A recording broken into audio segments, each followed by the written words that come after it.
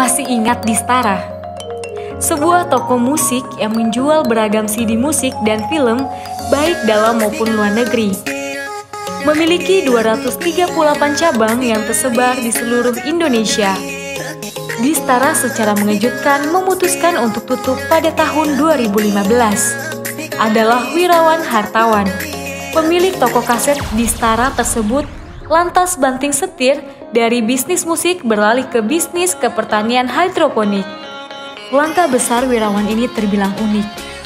Pria lulusan Western Ontario University, jurusan bisnis administrasi ini, memilih bidang bisnis yang 180 derajat berbeda dari bisnis yang ia tekuni sebelumnya. Lantas, apa yang mendasari keputusannya?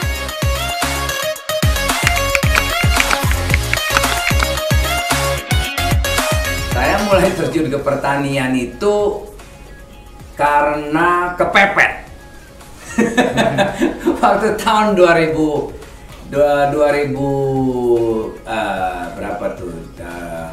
2000, sekarang kan 1992. Ya, itu saya mulai hobi bertanam.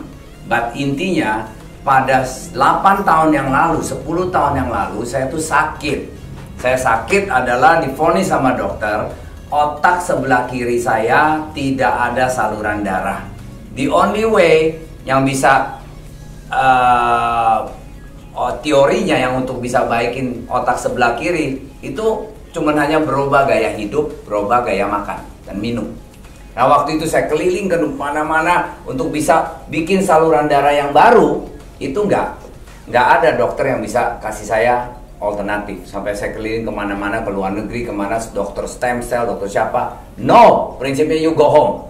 Waduh, zaman itu bener-bener frustrasi banget. Karena mau hidup susah, nggak tahu, nggak jelas nantinya gimana. Mau nggak hidup juga ternyata hidup, semuanya kayak normal. Cuman karena dibilang otaknya sebelah kiri nggak punya darah. Orang udah kayak begitu gimana? Ya susah dong, nggak jelas hidupnya kapan, matinya kapan, nggak tahu. Nah, dari situ saya nekat bahwa kalau saya tidak berubah gaya hidup saya, gaya makan saya akan nanti bisa nggak jelas endingnya. Nah, saya belajar dari beberapa dokter, nggak akan dokter pada tolak semuanya, suruh go home. Satu-satunya yang bisa tolongin Anda, dokter pada bilang, Tuhan yang di atas sama berubah gaya makan, gaya hidup. Nah, inilah yang membuat saya mulai mau berubah, gaya makannya saya robah. Tadinya saya gaya makannya jelek, yang tadinya makan daging selama 50 tahunan, sekarang saya berubah, campurin sayur dan buah. Nah, dengan itu saya berubah jadi baik, dan saya belajar di luar negeri dengan namanya belajar hidroponik, belajar tanam sayur ada hidroponik, belajar tanam sayur organik, belajar juga yang namanya raw food therapy, makan makanan mentah yang untuk baikin kita punya sistem. Nah, dengan ada itu, saya udah ngerti belajar tanam sayur, saya berubah cara makan saya karena saya sakit, makanya saya mulai masuk ke dunia pertanian atau horticulture atau tanam sayur dan buah yang sehat untuk kepentingan saya pribadi tadinya pertama-tamanya. Nah, dengan makan-makan itu baik, baru saya gedein bisnis ini, moving dari musik industri yang udah nggak ada marketnya, orang udah mulai ya download atau dari streaming atau upload ke awan-awan. Physical udah prinsipnya udah nggak ada bisnis. Waktu itu kan saya masih dagang Distara ya. Nah, udah saya pelan-pelan saya robain, saya gantiin ke dunia pertanian ini. Makanya kepepetnya itu sangat-sangat ya apa ya, koinsiden banget. Jadi bukan memang maunya ke pertanian, memang karena kesakitan untuk sembuhin badan kita baru ke arah sana.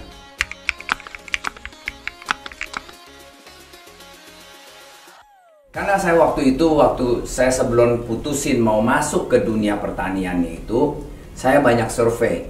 Saya survei di Indonesia dari Jakarta sampai ke Bali, di tengah-tengah jalan saya ke Wonosobo, kemana saya survei semuanya.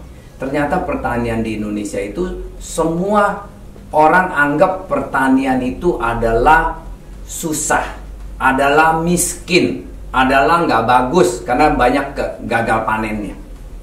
Nah, saya berpikir kalau pertanian itu susah, kok kenapa di luar negeri pertanian bisa jadi kaya raya, bisa bagus, bisa malah orang petani yang justru yang bisnisnya yang baik. Nah, di sana saya pelajarin di luar negeri banyak pakai teknologi yang menolong mereka.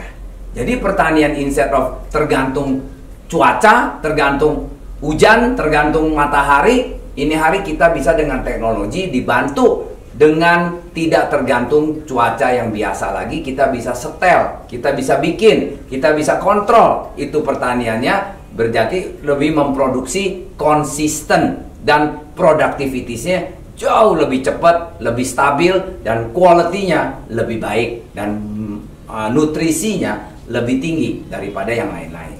Nah, dengan ada itu, saya nekat itu belajar ke luar negeri, keliling sampai berlanglang buana lah, sampai hampir 1 tahun 2 tahunan keliling, belajar di sini, belajar di sana, berapa negara lah.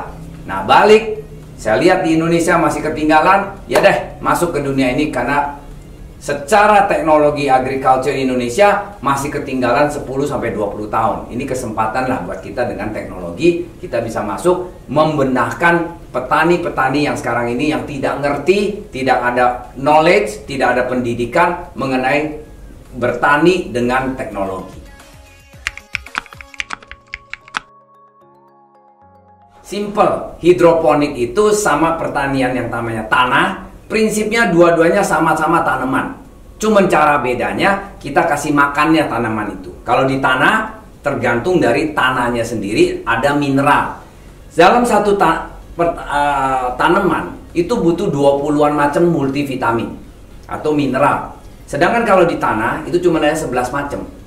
Kalau di hidroponik, airnya itu dia nggak makan melalui tanah, melalui air yang sudah komplit. Vitaminnya 20 macam itu sudah digabung jadi satu.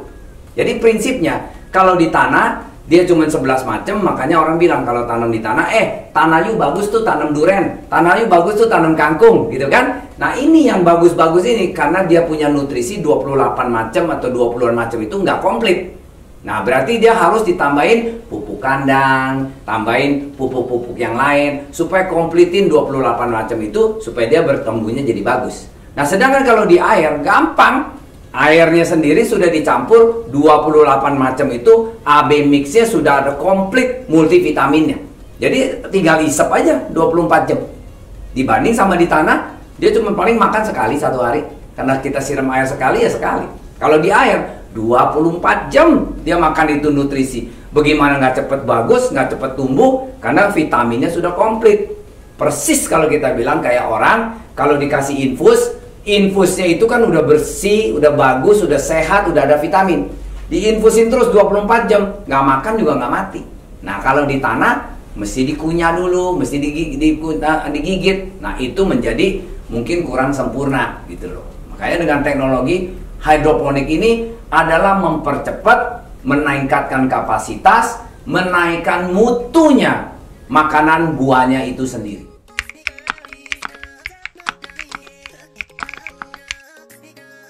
Bisa dengan tanah 1x2, lahan 1x2 meter, kita udah bisa cukup satu keluarga makan sayur yang sehat seumur-umurnya.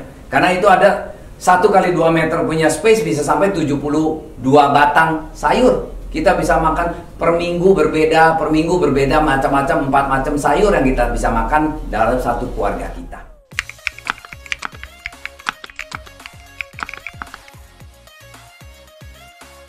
Mestinya hidroponik ini simple. Hidroponik atau teknologi yang namanya kita tanam sayur itu very simple. Adalah air yang dikasih campuran nutrisi. Nah, itu air campur nutrisi bisa dipakai otomatis campurannya atau manualnya. Nah, kalau di taraf rumah pakai manual aja, AB campur air, kasih pompa, dia sirkulasi, pam, udah tanam sendiri. Sebulan kemudian panen, kita tinggal ambilin. Habis panen, semai lagi, taruh lagi. Simple like that konsepnya. Nah, kalau Di tanah malah lebih ribet kalau kita bilang. Selain kita udah tanahnya udah di pot, udah habis certain timing satu hari kita siramin air, habis siramin air kita mesti tambahin pupuk, tambahin pestisida, tambahin macam-macam. Lebih ribet di tanah daripada di teknologi hidroponik. Karena prinsipnya pompa yang berjalan, yang sudah air mengandung 100% kebutuhan sayur itu punya nutrisi. Persis seperti kalau kita simpelkan, kayak bayi makan susu formula. Mau gedein tulangnya, banyakin aja di susu formulanya tuh kalsiumnya. Otomatis dia makan 24 jam, gede sendiri. Nah, ini sayur hidroponik adalah susu formulanya. Kalau di tanah, bayi makan susu ASI. Nah, itu tergantung ibunya yang makannya apa. Baru ASINya komplit. Nah, inilah perbedaan di tanah sama di hidroponik. Oke, memang sementara ini selalu orang bilang, sayur hidroponik ada marketnya nggak sih Pak? Semua orang juga tanam hidroponik. Nah, kalau kita asal tanam sayur hidroponik, hidroponiknya itu asal-asalan, maksudnya saya asalan gini, semua bisa pakai air, pakai nutrisi. Nah, air nutrisinya itu banyak orang nggak pakai yang quality yang bagus punya nutrisi. Ibaratnya, itu sayur dikasih makan racun, otomatis sayurnya jadi racun. Tumbuh, racun, nggak bisa dimakan. Waktu kita makan, kita jadi kena racun. Ibaratnya kalau kita makan ikan salmonnya kan omega 3-nya bagus Pak. Dikasih makan, yaitu paletnya ada merkuri.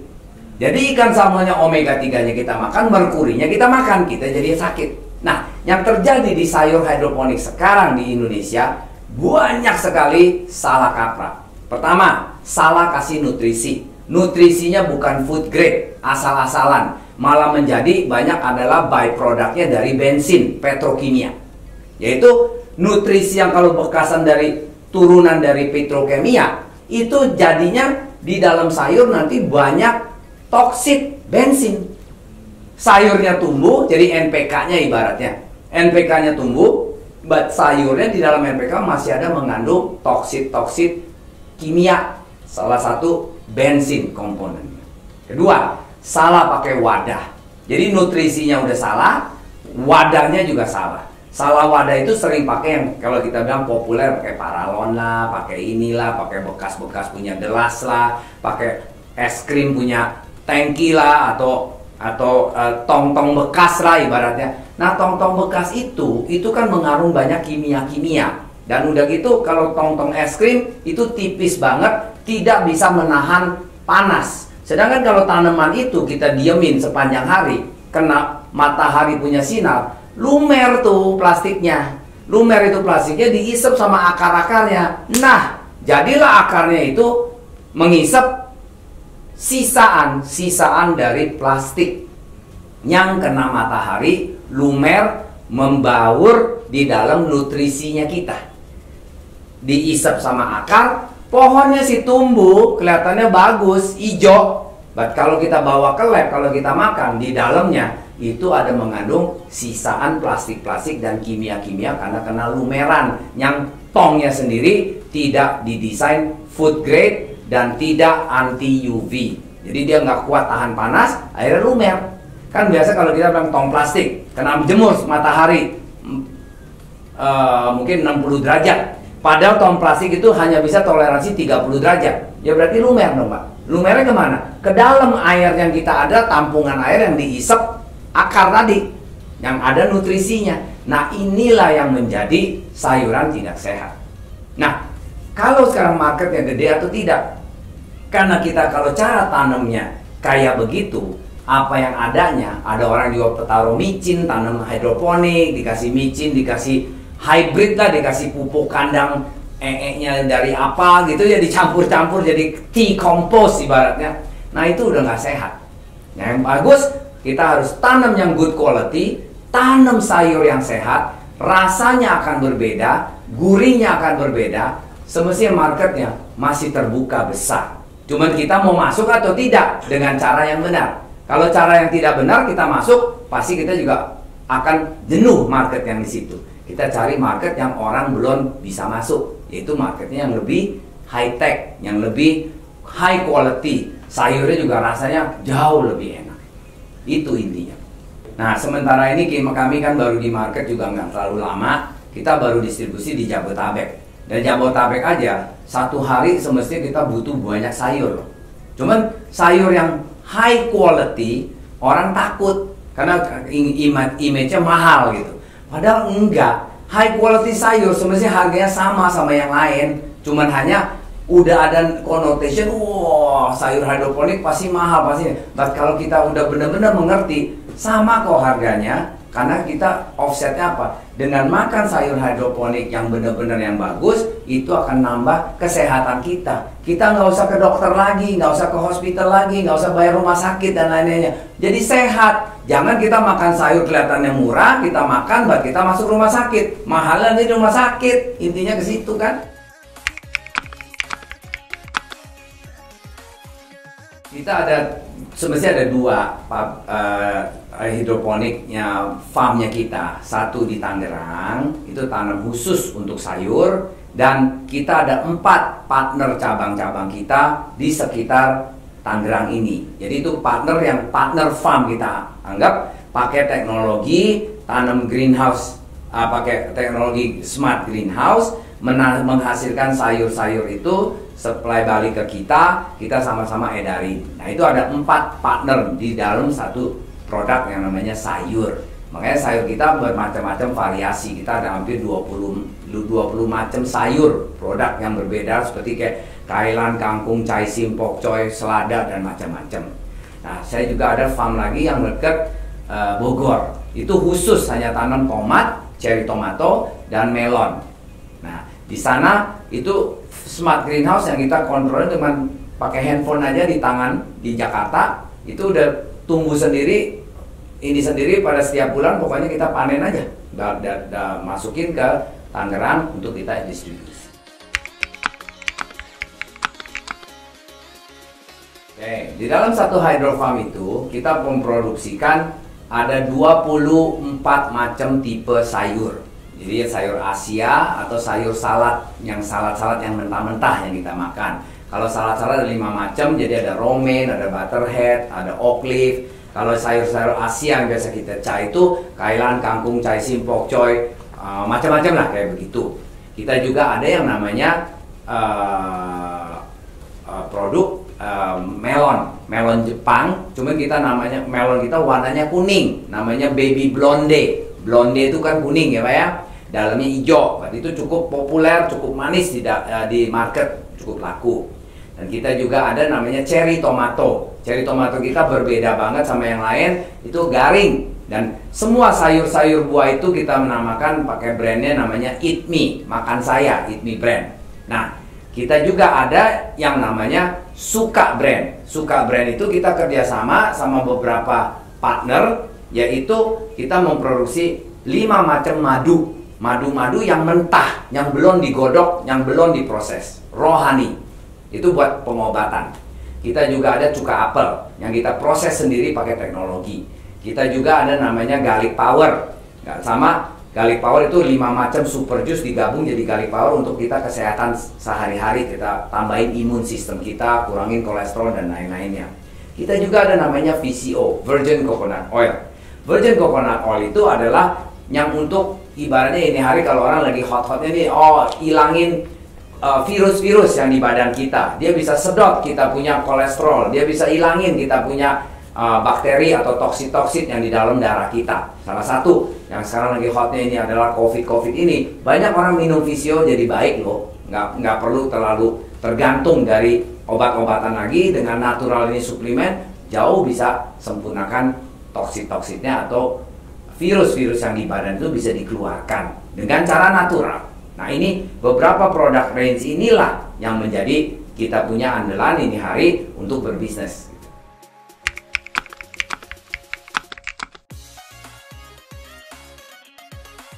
Secara hidroponik itu sayur semestinya sama yang organik atau sayur yang tradisional, semuanya tuh sama sayur. Cuman di bedanya kalau di hidroponik karena semua terukur, berarti sayurnya punya nutrisi atau dia punya vitamin itu rata-rata bisa 45% di atasnya daripada sayur-sayur tradisional. Kalau vitaminnya udah lebih tinggi, kedua, rasanya lebih enak, lebih manis, tidak banyak serat, orang lebih banyak makan. Ini sayur semestinya adalah obat buat kita meningkatkan imun tubuh sistem kita, supaya kita lebih sehat dan kita bisa tune up. Kita punya yang di dalam organ-organ inti itu, yang sel-sel yang rusak, yang somplak bisa diperbaiki. Kalau itu sel yang somplak diperbaiki, otomatis kita sehat, nggak makan banyak obat. Jadi kita orang ini jadi sehat, otaknya bagus, maka kerjanya jadi baik, income-nya juga jadi bagus. Intinya di situ. Jadi manfaatkan sayur dan buah yang sehat ini untuk menjadi kita punya multivitamin. Daripada kita makan proses punya multivitamin atau obat-obatan yang akan bisa merusak internal badan kita, nanti bisa sakit liver, sakit ginjal, dan lain-lainnya. Trennya sekarang adalah semua orang mau sehat. Semua orang takut mati. Semua orang mau sehat dan panjang umur. Caranya gimana? Bukan makan obat jadi sehat, justru makan sesuatu suplemen, sayur, buah yang sehat menjadikan kita sehat.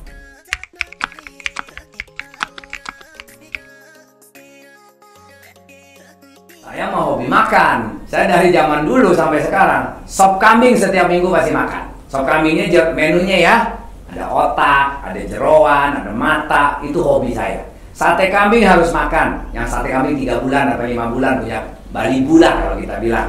Nah itu saya sekali makan 20 tusuk. Es krim harus makan. Namanya Häagen-Dazs es krim.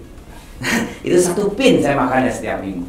Ada lagi, saya harus makan yang namanya steak. Saya nggak bisa nggak makan daging. Steak sekali makan bisa 250 gram 2 piece sekali makan. Nah, jadi semua makanan yang enak-enak saya harus makan. Cuman kalau sekarang saya ini hari dikombinasi makan dengan setiap pagi ada minum jus yang saya ramu sendiri, campuran jus, yaitu yang bisa tune up my internal organ dalam saya udah di tune up seperti kayak ganti spare part baru lah. Umur 61, spare partnya baru umur 30 ibaratnya. Saya makan apa aja bebas, udah nggak ada yang namanya sakit darah tinggi lah, kencing manis dan lain-lainnya, itu udah jauh dari saya.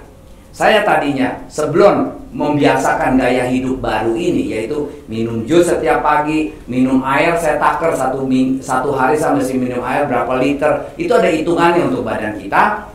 At the same time, makanan yang sehari-hari itu kita tetap makan, cuman kuncinya satu. Makin banyak kita makan variasi makanan, makin banyak nutrisi yang kita dapat. Dicampur sama jus dan buah punya nutrisi itu, makin kita badan makin sehat. Kuncinya cuma satu, jangan makan lemak, jangan makan terlalu banyak asin, jangan makan terlalu banyak manis. Jadi kalau kita dalam 1 hari kita udah berubah gaya hidupnya, udah jadi kebiasaan, makan jangan 100% kenyang, 80% paling baik. Kedua, setiap hari mesti makanan yang sehat. Itu dasarnya apa? Jus, buah, suplemen, kombinasi. Setiap pagi, hanya 1 jus. Macam-macam variasinya. Itu ada menunya nanti setiap bulan ganti, ibaratnya menunya apa aja untuk tune up kita punya kesehatan. Seperti kayak kita bilang minum jus itu sama dengan multivitamin lah setiap hari. 3, kita harus makan telur. Telur itu penting. Jangan selalu orang tua bilang makan telur kalau kolesterol nanti bisa tambah kolesterol. No, wrong. Telur itu justru yang membaikin badan kita. Karena di dalam telur ada 1 sel yang nggak ada di mana-mana. Sel itu adalah yang gedein embrionya di dalam telur. Itu yang setengah matang kita makan itu telur rebus, masuk ke badan kita, kecampur sama jus yang tadi multivitamin dan nutrisi itu, dia menumbuhkan sel baru, spare part baru di dalam internal organ kita. Ini yang orang belum sadar. Dengan tidak makan telur, nggak ada fungsinya makan jus itu. Karena telur setengah matang itu sama jus punya nutrisi, dilebur enzimnya sama bakterinya, menumbuhkan sel baru. Nah ini, makan telur, minum. Kita secukupnya untuk usahakan kalau badan 60 kilo, minumlah 2 liter punya air 1 hari, air hangat. Nah cara minum kira-kira ini, selesai. Hidup normal, hidup sehat, di dalamnya udah spare part baru. Boleh casing 61 tahun, but dalamnya kan masih separuhnya 30 tahun. Bebas makan, bebas hidup. That's it.